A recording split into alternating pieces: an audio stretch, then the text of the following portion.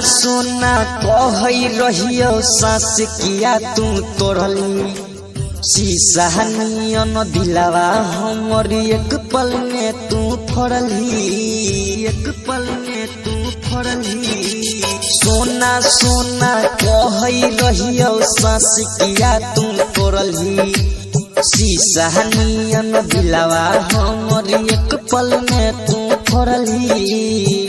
ससुर जाई के हमरा बदनाम कैलही जो जोगे जानी अपमान कैलही।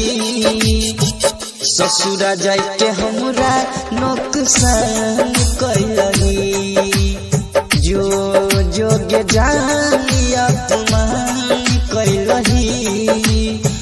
ससुर जाई के तू नुकसान कैलही।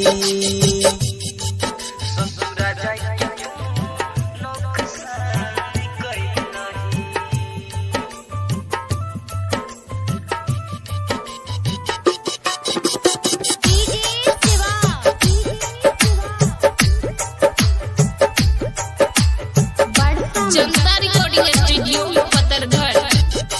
सुनसान लगे रहिया अब जो हर जइया गे दोसरा के घर जाय के बनलही सैया गे।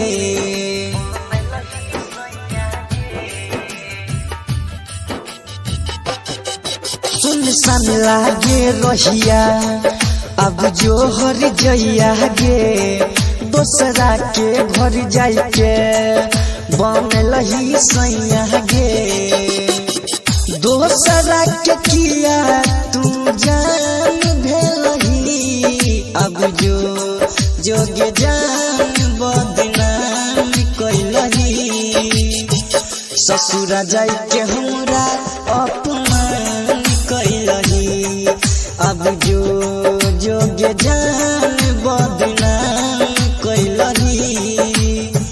ससुर जाय के हमरा नुकसान कैलही।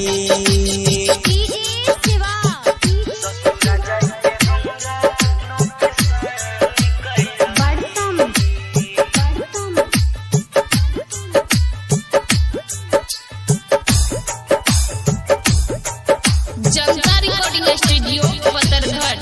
राइटर अभिनंदन के किया छोड़ तू दिलही गे धरती धनिया दब के दिल तोड़ के गलही गे।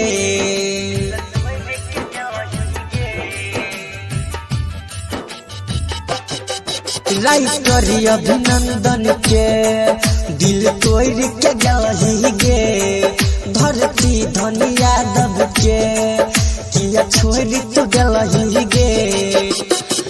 राजन पर घूमन के परान रही गे अब जो जोगे जान बदनाम कैलही।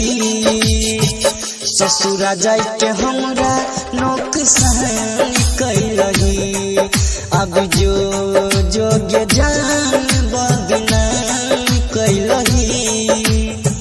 ससुर जाय के हमरा नुकसान कैलही। जनता रिकॉर्डिंग स्टूडियो पतरघर।